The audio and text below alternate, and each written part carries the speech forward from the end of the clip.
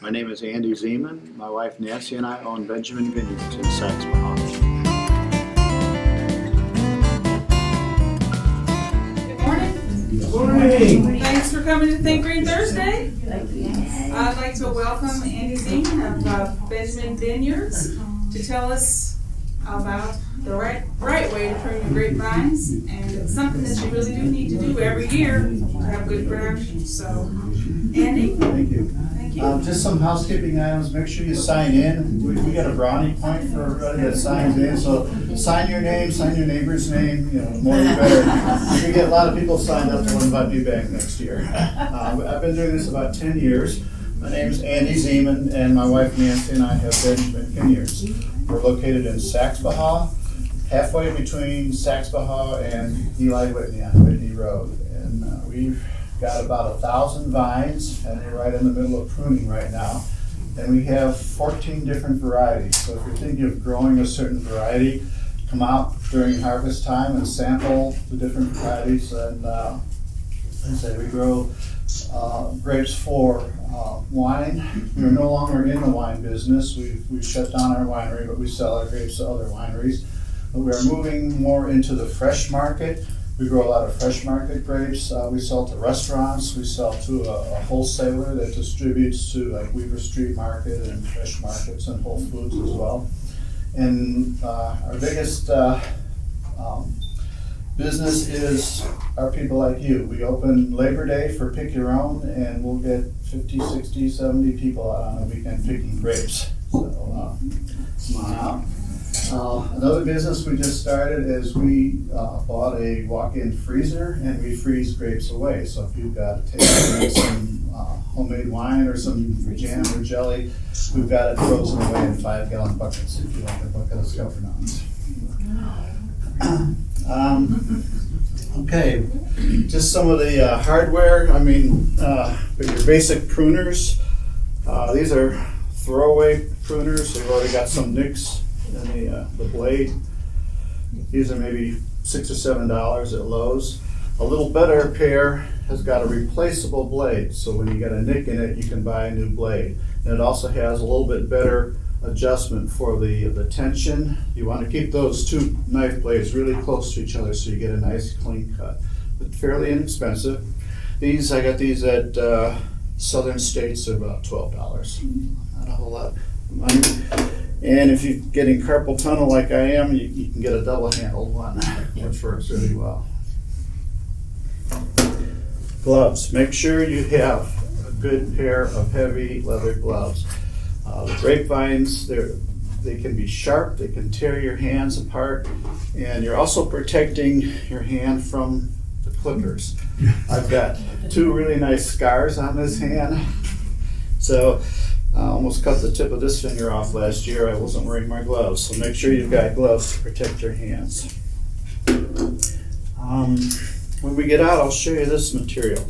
If you're planting new vines, this is standard trellis, single wire trellis. You're going to have a wire about 5.5 feet high, 66 inches, and you're going to train this vine to run down that wire. And what you want to do is you want to tie this vine to that wire so that it doesn't come off. And this material is really interesting because it comes on a continuous roll, and you can make the loops any size you want to hold that vine to the wire. Do not wrap the vine around the wire. Eventually, 5 or so years down the road, that wire will become embedded in the arm of that vine, and the galvanizing compounds on that wire will kill that vine.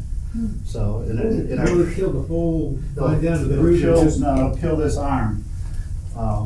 We found a lot of them this year that had been wrapped around, and I'm having to take that whole arm off because it's dead. Because it not only does the chemicals in the wire, but it provides a pathway for any invasive insect or any kind of diseases to get into the vine. So you're hanging your vine from the wire. What do you call the plastic wrap? These are called wire. This is what they call a wire tie. And we get them from a company called Orchard Valley Supply. It's not very expensive. I think I can get a 1,000-foot roll for about $15. Thank you. All right, back to the basic trellis. If you're seeing your pictures, they'll show a trellis with a post at either end with the vine suspended in the middle. If you're putting in new vines, put the post by the vine. That will support the trunk. What'll happen if you have the posts out near the end with the vine in between, when this thing starts producing 100 pounds of fruit in the year, that wire will dip like that. So they much preferable to put the post by the vine and support it while it's growing. All right, back to pruning. If you take one thing away from this seminar, it's the fact that this year's grapes are growing on last year's vine, okay? Last year's vine I've put as all these little green shoots that are here. Does this kind of look like your vine from last year? What we're gonna do is we're gonna go along that vine and we're gonna take all that growth off except for 2 buds. We're gonna leave two little buds on that. And when we're done, that vine will really look naked. But these 2 little buds come around in June or July will produce 2 more shoots and you'll have your grapes on there.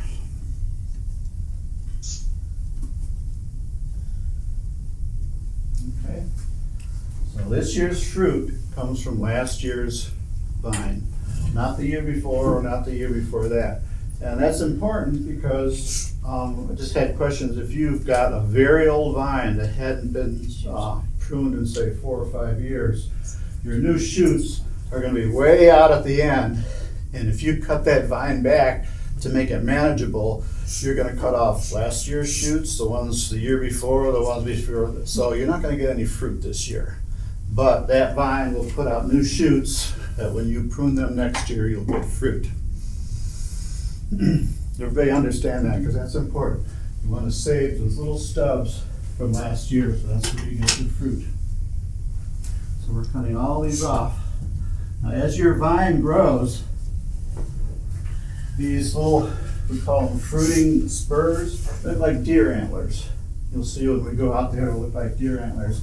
And what'll happen is as that vine gets older, our vines are 15 years old now, these fruiting spurs start growing into each other because you're going to have maybe 6 or 7 years worth of spurs. So we also have to do thinning. If you've got very old vines, you thin them. And so you just take out that whole spur in between 2 others to give these more room to grow. Okay? This is our main branch. So this main fruiting arm stays attached to the wire, and you want to save these fruiting spurs. Well, how much space do you want between? When the vines are young, like 1 or 2 years old, just maybe 6 or 8 inches from your thumb to the tip of your finger. And then when they get to be about 10 years old, you take every other one out. So now you've got about 1 foot in between your spurs. So you don't take them out every other one when they're young? No, Let them continue to develop. And then, well, you want them to be, like say, about 6 to 8 inches. A lot of times you'll see they're right next to each other. You want to take those out. But the young vines, 1 or 2 year old, you want to keep them spaced about 6 to 8 inches. But then when the vine's about 10 years old, you cut them out so you got about 1 foot in between. And now preferentially, when you have a choice, save the upper ones and take out the bottom one. Okay? There's a reason for that. The muscadine vine likes to grow, out and down. If you have a spur that's pointing down, every year you're pruning it so it's got lots of old stubs. these are gonna grow straight down into the ground and they'll start producing new vines. You really don't want that. Downward growing vines have less fruit on them and less vigor than an upward growing vine. So preferentially take off the lower ones. Now, I've had situations where that arm has twisted in the wind and they're all pointing down. When you're doing that, you really have to save the ones that are pointing down because they'll eventually turn themselves back up again. What if you have vines that are in excess of 10 years old? Would it be better for you to do about the grapes this year and cut them back pretty severely and let them start over? Yes, definitely. Okay. You hate to do it because, you know, they've got all that really nice vine growth, but if you want fruit, that's what you're gonna have to do. Now, if you just want a canopy for shade, let them grow, but unless you cut them back and let them, you know, sprout, they're not gonna produce much fruit. We've got some old vines growing up in the trees behind our property that are probably 100 years old and 6 to 8 inches in diameter. They don't have fruit. They've just got so much vine growth that there's no fruit on them. Now, could you prune those back and? Yes, Okay. that'd be a lot of work. I'd have to I know, find a that's tree why to do that's it. why I asked. I mean, if you wanted to, if they were overgrown that much, was what I was Yeah, asking. you could cut them back. Okay, don't be afraid to ask questions. I've got everybody stymied, I think, isn't it? So we're saving about the length of your finger, we're saving a little shoot from last year, and that'll produce the vine that has the grapes on it. Now these are muscadines. I have some people growing bunch grapes. A couple of bunch grapes. Bunch grapes are different. Now this is called a high wire. This is about, let's say about 66 inches high. If you're growing bunch grapes, and particularly wine grapes, I'll take half this vine off. Does this information apply to scuppernongs as well? Yes. Yeah, Scuppernong is a white variety of muscadines. They're all close cousins and they have similar growth habits. If you're growing bunch grapes, you do what's called a mid-wire system. This wire is about 30 inches off the ground. And so you're training that fruiting arm along a lower wire, about waist high. Now, bunch grapes like to grow up. Muscadines grow out and down. So you're going to have your fruiting spurs on here.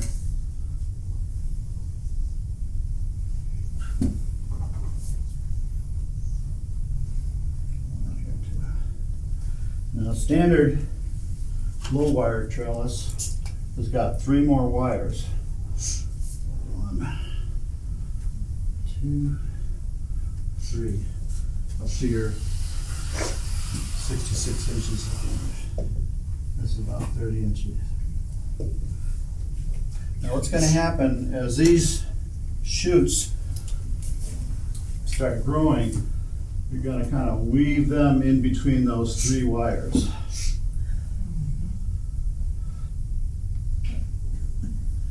So that they're going straight up. Actually, if you look at a really, really well-tended vineyard, they go like that. That's because they've got somebody out there playing with them all the time. But really, you can see pictures of vineyards that have them all going nice, perfectly straight up and down. Mine kind of look like that. I'm getting too straight. So what'll happen is you'll get a nice bunch of grapes growing usually between the first and second wires. Okay.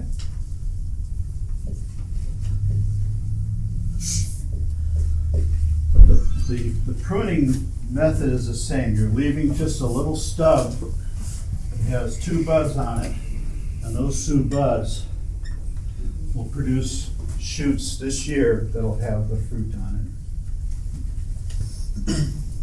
Okay?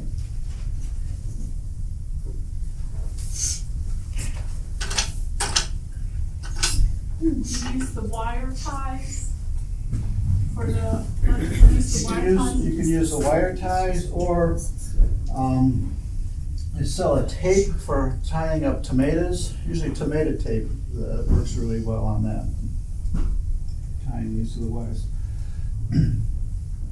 So I'd these, say they'll grab onto these wires with their tendrils, but if you've got one that gets blown off by the wind, you can tie it back up with a tomato tie. Yeah, no, I forgot what I was gonna say. You said that and I forgot what I was gonna say. okay. What about fertilization? Okay, fertilization.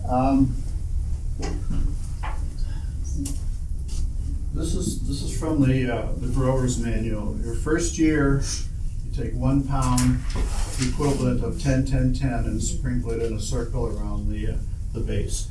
So 1 pound the first year, 2 pounds the second year, and 3 pounds the third year and on.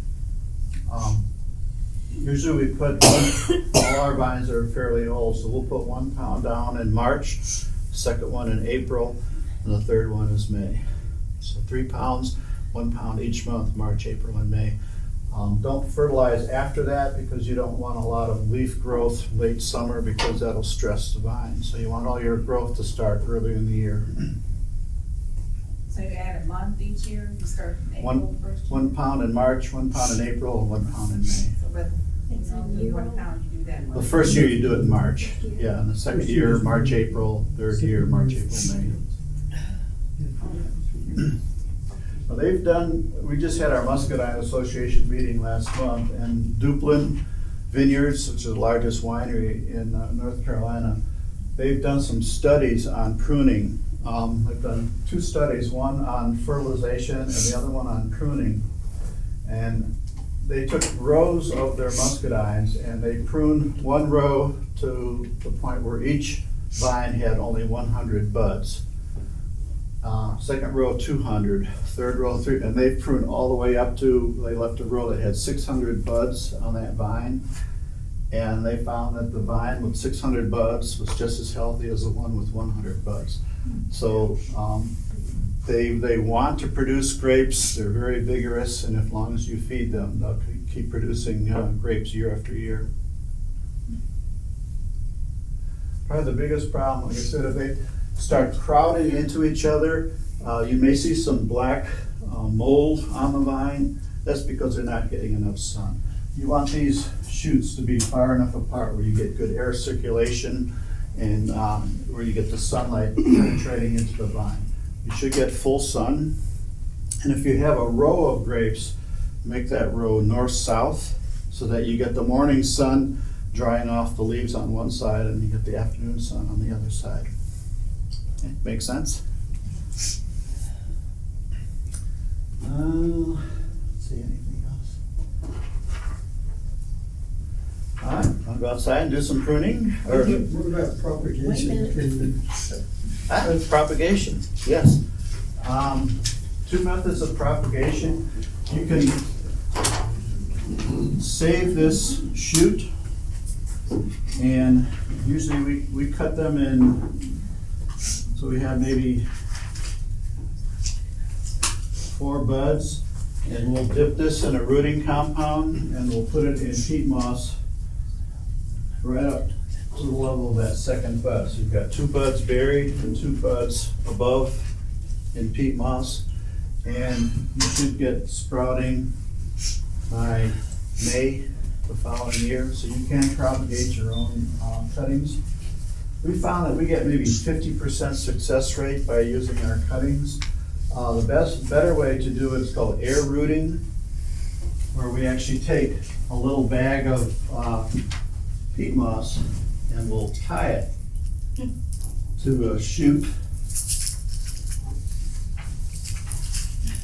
while it's growing. So this is filled with peat moss. And make sure there's a bud inside that little bag of peat moss, and you'll get roots growing inside that bag, and you can actually see them. If you use a clear bag, you can see them inside there. And when pruning time comes in early fall, you just clip that off and you've got the root ball, and you can plant that whole shoot with the roots on it in a new Do place. you wound, Pardon? do you wound it before you? You have to pluck the leaves off to get that bag on it. So by plucking the leaves off, that's wounding it enough. Do you use sphagnum peat moss or the ground up? Just the sphagnum moss. When is the best time of year to start a new plant? Yeah, you can do a lot of plants like that. Best time would be fall. Oh, Now, if you're air rooting, you want to put these on around the 4th of July. But if you're using cuttings, you want to do it in fall before it gets real cold, because then the cuttings still have some sap in them and they're still slightly flexible. Now you said the bag one, where you put the peat moss in it, you do it in the spring. Now, this one I do 4th of July. 4th of July. It's 4th of July. That's the best time. How Now, there about is rooting? When's the best time for rooting? Right here? right now, when you're pruning, you've got all those nice cuttings, so get them in the ground now. So fall and winter, when you start your pruning, you take the cuttings. There is a third way. Nancy got me it's called a vine dresser's manual from the 1800s. And if you're not gonna put it in a pot, this is actually in a pot. On that pot. If you know where that vine is gonna go, take that cutting, and this one, let's say I've just cut this off that vine, and it's got maybe 10 or 12 buds on it from last year. And you go out into the vineyard where you want that vine to be, and get yourself a piece of pipe and pound that piece of pipe into the ground about 2 feet, and take that whole shoot and put it down in that hole. That's how they used to root them in the 1800s, is they put the whole shoot down into a hole in your vineyard. Now, once you put it in there, you can't move it. It's gonna grow where you put it. Do you leave the pipe? Oh, you pull the pipe out, because you've got a hole in there now. And then you slide that vine in the hole where the pipe is. That's a good question. So, yeah, that was an old way of doing it, where you can take that whole cutting and put it in the ground for a new vine. Other questions? That's a good question. Have you had luck doing it? Yes, I have. But the best success is the air rooting. All right, let's go out in the garden.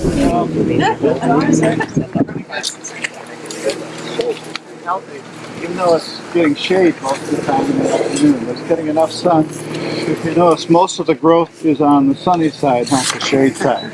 So.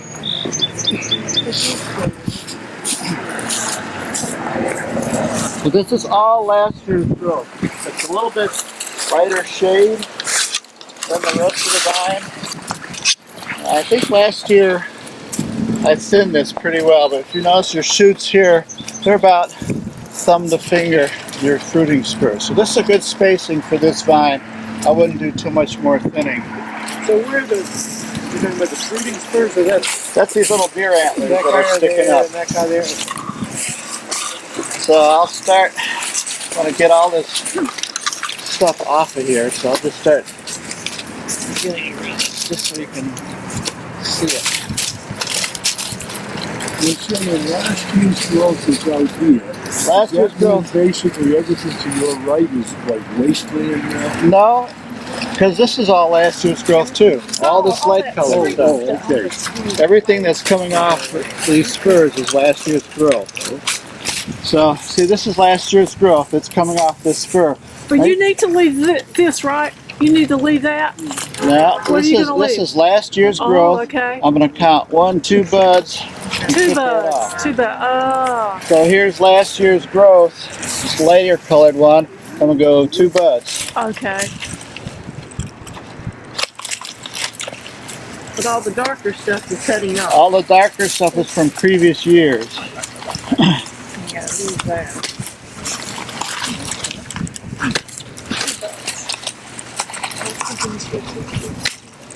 I can clear this one. Yeah, I can do it. After a while, you just start going by the length.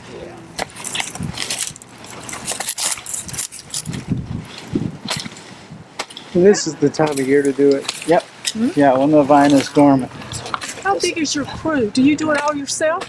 I've got 2 helpers that help. So it's just the 3 of us. What I do is I go through and I kind of do a rough cut, and then they come back behind me and do a finished cut.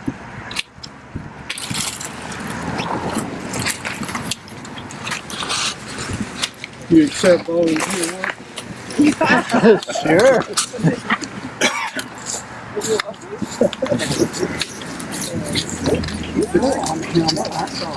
I need to run and grab a battery. So be careful yanking these 2 off too, because I had one whip around and catch me on the side of the face. Ooh. That drew blood. So would you hedge this at some point? Pardon? Would you?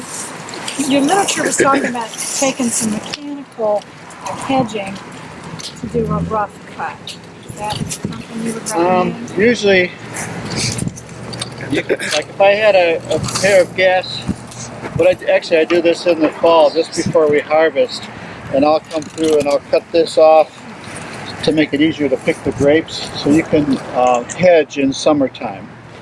And in the winter for pruning, I'll do the same thing. I've got a pair of gas hedge trimmers, and I'll just go through and cut all this heavy growth off, and then let my pruners come through and do the fine pruning. Now the big professional growers like Duplin, they've actually got a sickle bar mower, and they've got it where they can flip that sickle bar mower up vertically, and they just drive down the row and cut all that off with the sickle bar mower. And then they've got a second one on top that they can flip down and cut the top. So if you go down the row, it looks like a square box where they've cut it from the top and side. So you can see all these little shoots from last year are all about 2 buds. Let me get some more of these off here. So you recommend pruning only in the winter? Okay, in the fall we do hedging, and that's just to get so we can get to the grapes, and we'll run a hedge trimmer about waist high just to get all that heavy growth off that's going down to the ground. And that does 2 things. It lets air circulate through the vine so those grapes don't start getting moldy, and then it helps you pick them too. We pick with the catch frame. We've got a frame that we roll under the vine and knock the grapes off into the frame. So in order to get that frame, we have to hedge them in the summertime. It's called hedging, not to be confused with pruning. Pruning is where you go to the 2 buds. Now this vine is healthy enough so it can handle all this growth without too much trouble. I don't know if we got any grapes last year. How did it do on the grapes? We had a few. They're kind of hidden by the foliage, and they're popular commodity among among visitors. So we don't actually take any inside. Okay. But then we do have the included wire here, and which Mark couldn't pull it down. Oh yeah. I don't know what you do about that. We have to run a new wire. You have to do a do-over. I'll show you something. Here's a shoot that has just kind of decided to wander along the whole length of this vine. That's what we call a bull cane, and it's looking to climb a tree. It wasn't. You can take this whole cane out.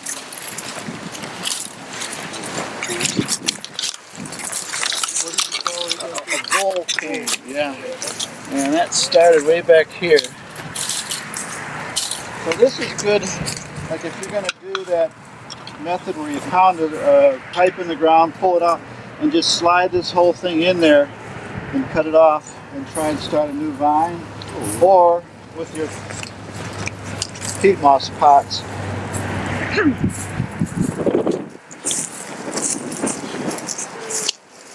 can put these in your peat moss and get them started for next year. Anybody want to try and start one? Even cut off like that? Yep. So last year, as you were watching that bull cane grow that far, you wouldn't have ever cut it back?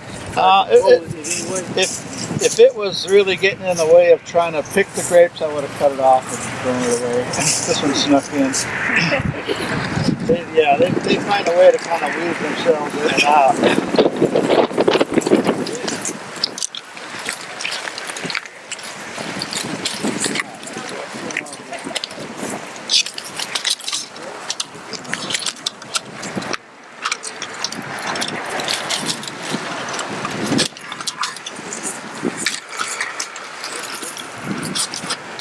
They just work their way down one side of the vine and come back on the other side and leave these little 2 bud shoots on there.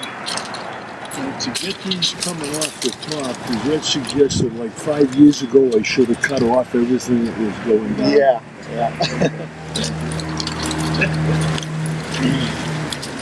Now here's one. So you've got 2 nice. Let me get some of this growth off of here. It's got 2 what?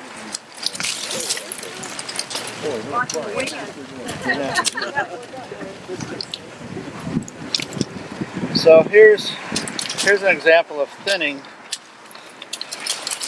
This got this shoot coming down underneath these 2. So these are shading this one. It's not going to produce much fruit. I'm just going to take that out. It's really not used for anything.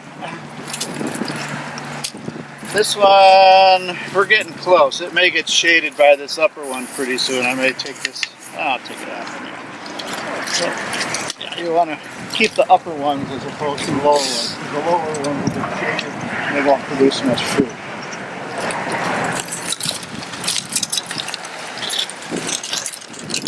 Sometimes you just have to hack this stuff off until you get.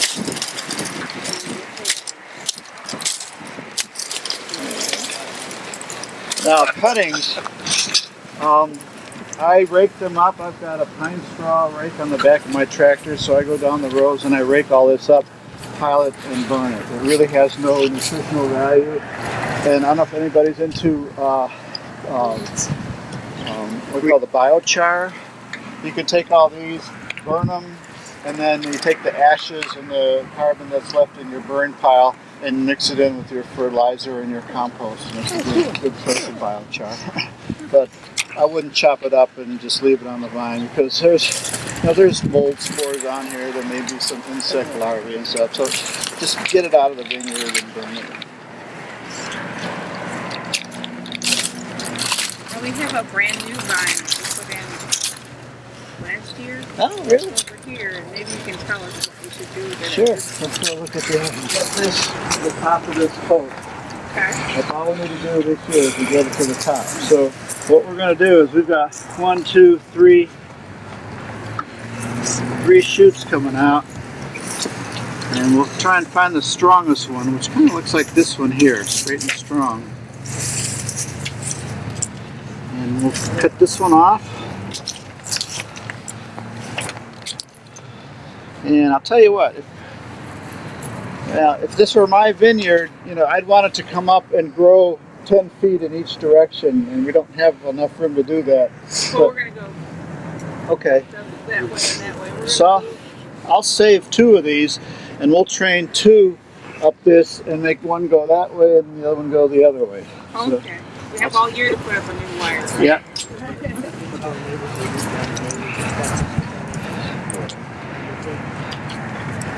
It interlocks in each other. Yeah. And you can make it so if you've got a real thick vine, you can make it. We'll put another one up here. Strips and close. Oh, can you? Okay. I'm glad you're doing that. Okay.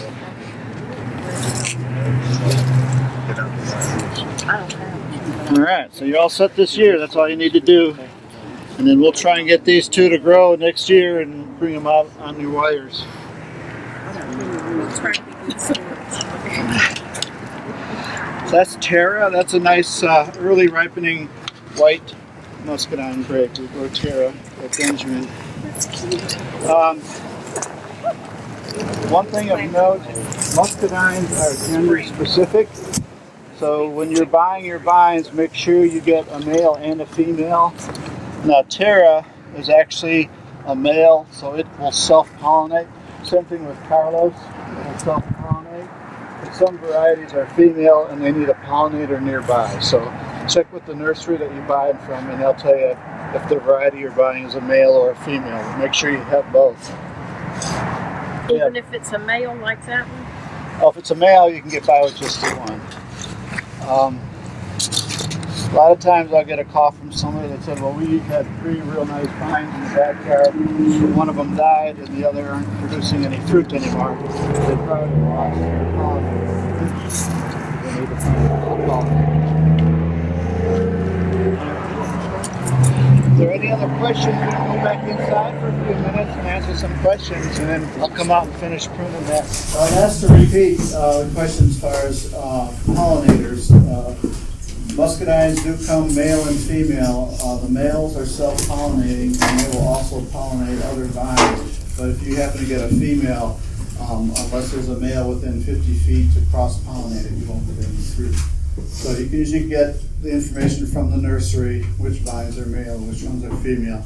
But what we did at Benjamin is we alternated rows.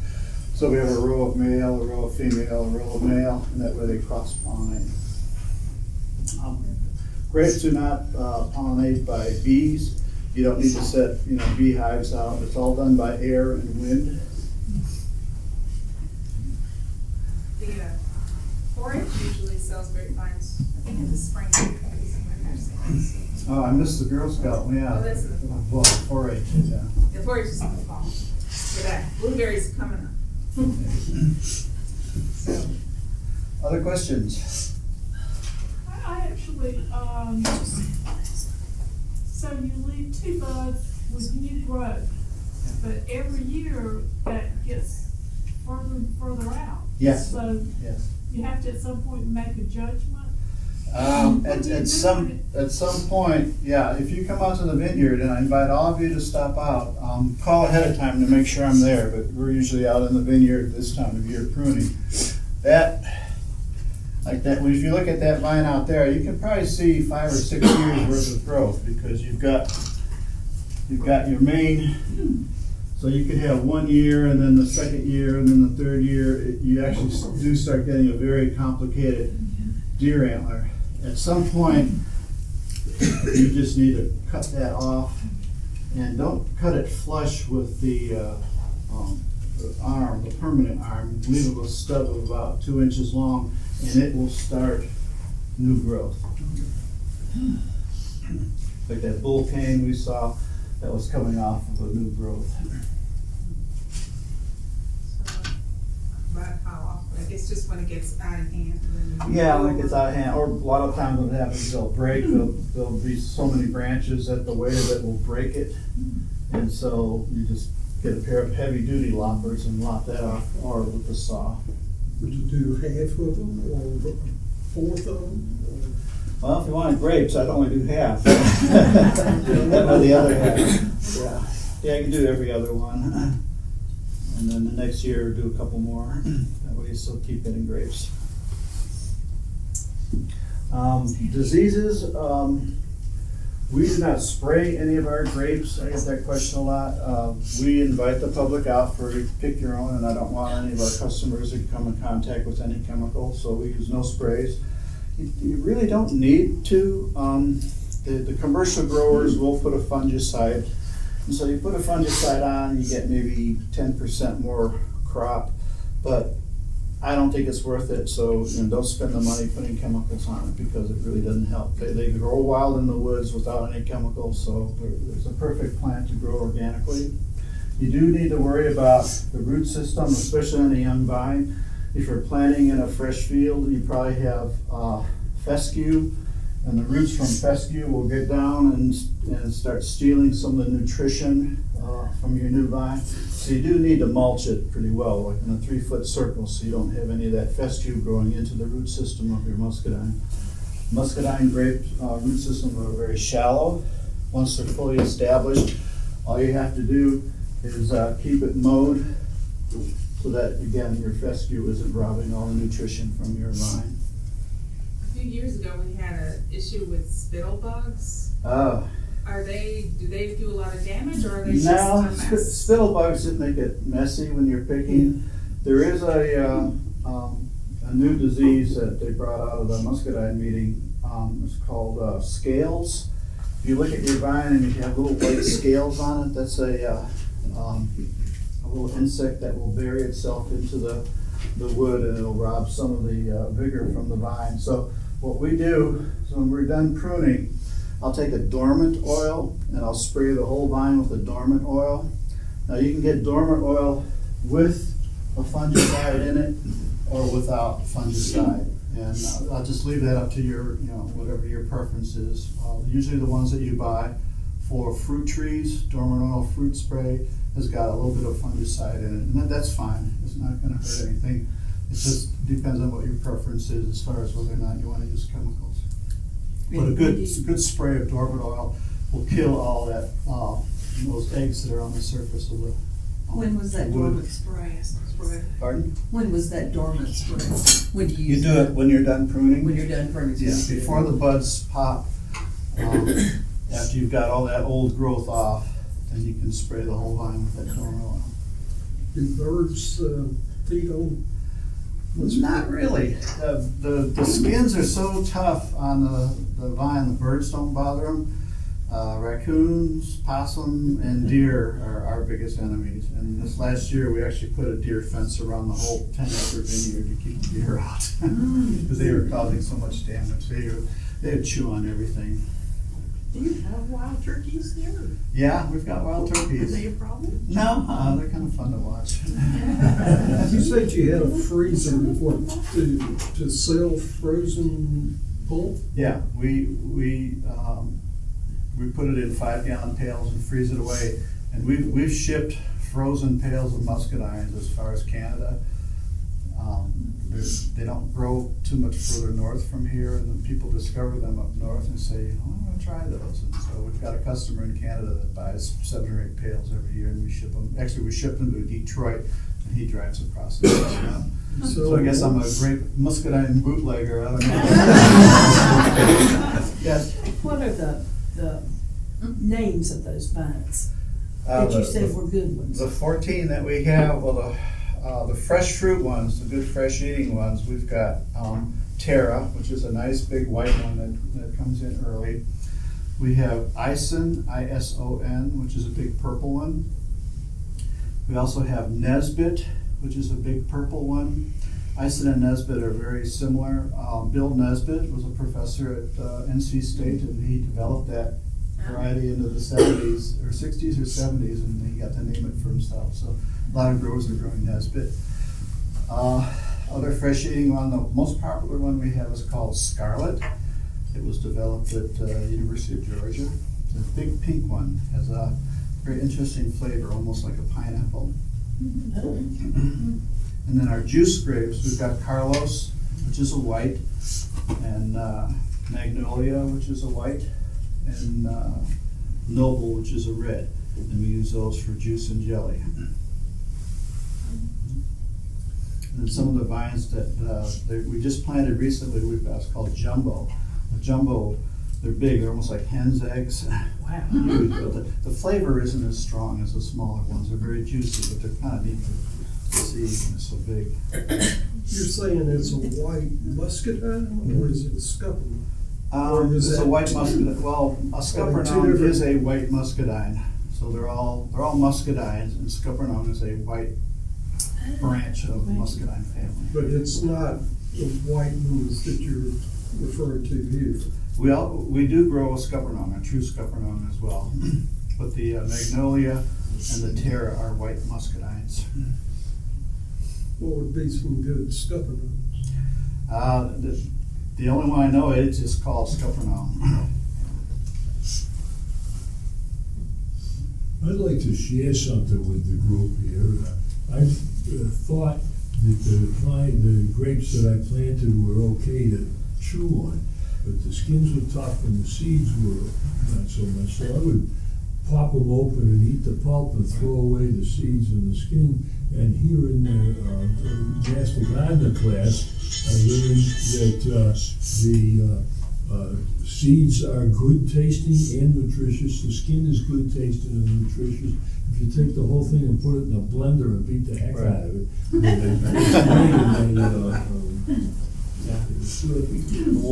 One of the presentations at the Muscadine seminar was a physician who's done a lot of research on it, and he came up with the same conclusion. Especially the skins have got it's called resveratrol, and it actually is very active in prostate cancer.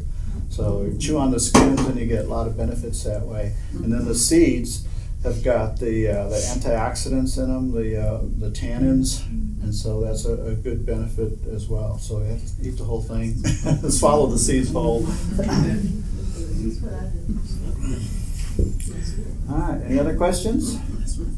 You've been a great audience, and like I say, come up to the vineyard.